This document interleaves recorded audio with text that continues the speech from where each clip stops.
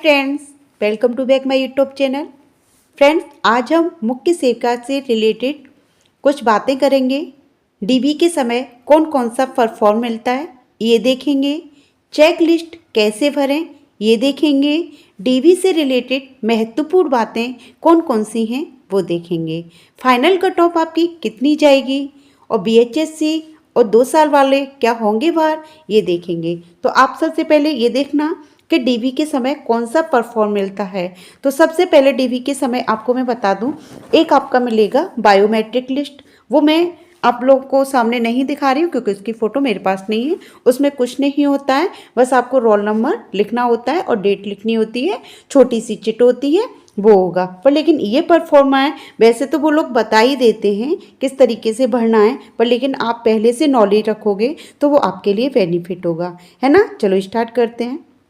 तो हमारा ये परफॉर्मा है, साफ फोटो नहीं आई है इसकी, फिर भी मैं आप लोगों को दिखा देती हूँ और बता दूंगी जो नहीं समझ में आएगा।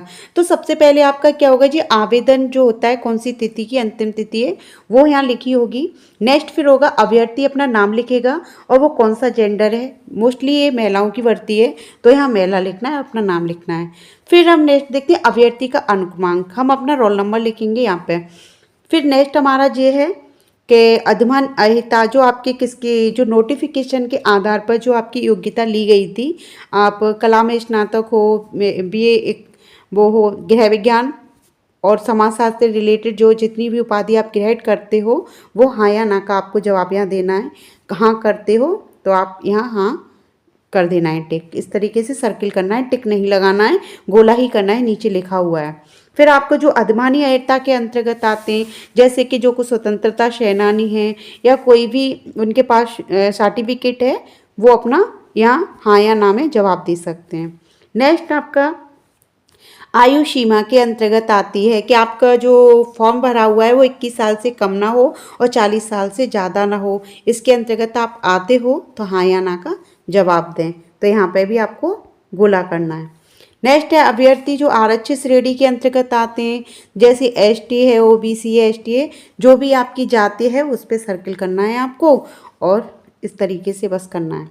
नेक्स्ट आपका अभ्यर्थी जो क्षैतिज आरक्षण है, जैसे फीमेल हैं तो फीमेल आप हो, फीमेल पे सर्किल कर देना है। और जैसे स्वतंत्रता सैनिक, जैसे कोई हैंडकैपेड है, जिस भी कोई भी विकलांग है वो अपना यहाँ सर्टिफिकेट लगाएगा और सर्किल करेगा। नेक्स्ट जो अभ्यर्थी में उसमें है क्षैतिज आवरण स्वतंत्र सेनानी वाला भी है, ये हाँ या ना का जवाब देना है, अगर है या तो ना तो ठीक है।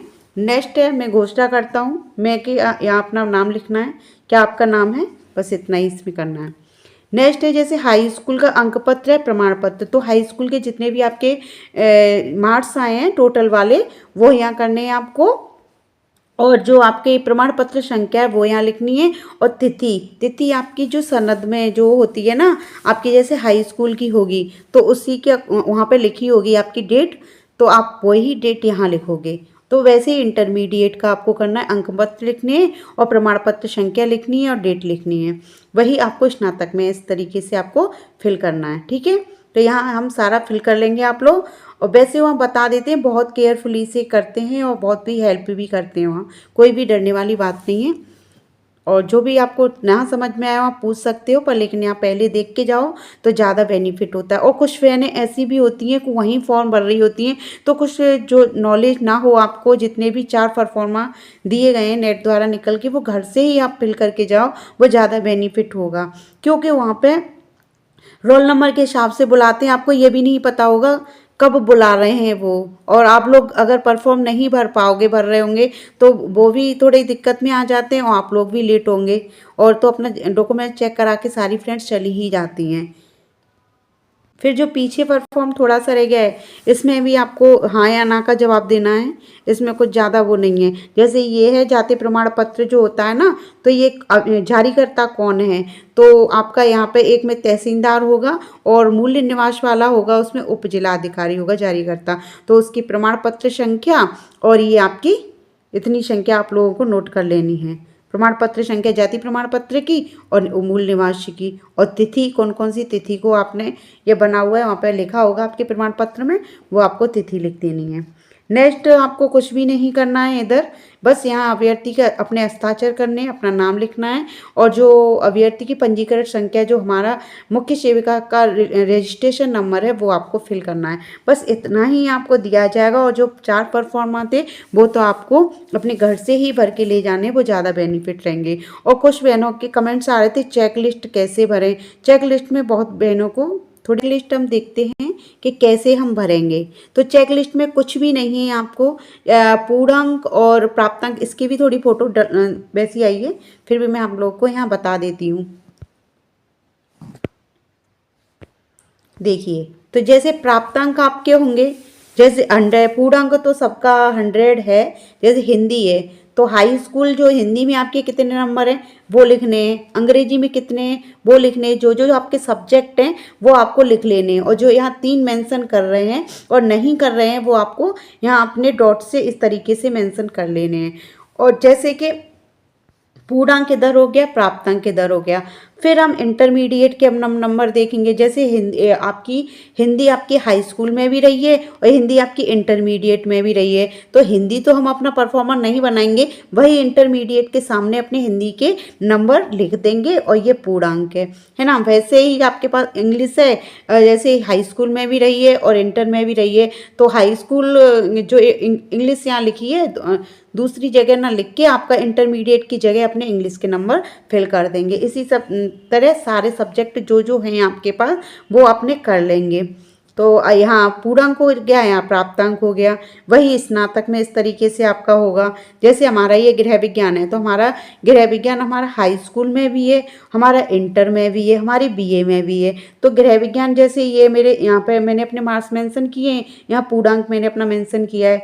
यहाँ प्राप्तांक जो मेरे इंटरमीडिएट में जितने भी नंबर मेरे होम साइंस में आए वो मैंने किए, यहाँ पूर्णांक किया है। और यहाँ पे जो बीए में आप लोगों को क्या देखना है, बहुत बहनों को ये थोड़ा डिफ़िकल्ट हो रहा है कि हम अपना कौन से नंबर करें, 3 साल के अलग अलग से करें कि एक साल का जो करें। तो आपको बहन क्या करना है, गृह विज्ञान जो जैसे मैं अपना गृह विज्ञान से ही बता रही हूँ और बाकी सब्जेक्ट और भी आपके इस तरीके से सब्जेक्ट होंगे उसमें करना है। जैसे कि आप यहाँ पे आपके 70 नंबर उसमें हैं, जैसे आपकी फर्स्ट बीए उसमें है, पहली साल में आपके होम साइंस में कितने नंबर हैं, 70 हैं। दूसरी साल में आपके होम साइंस में कितने नंबर हैं, 72 नंबर है। होम साइंस नहीं और भी सब्जेक्ट में बता रही हूँ। और तीसरी साल बीए की है, आपके कितने नंबर हैं, इसमें आपके 75 नंबर हैं। ठीक है, तो ये सर आपको पूरा टोटल कर लेना है। ठीक है, ये टोटल करके जैसे 5 तो ये हो गया 7,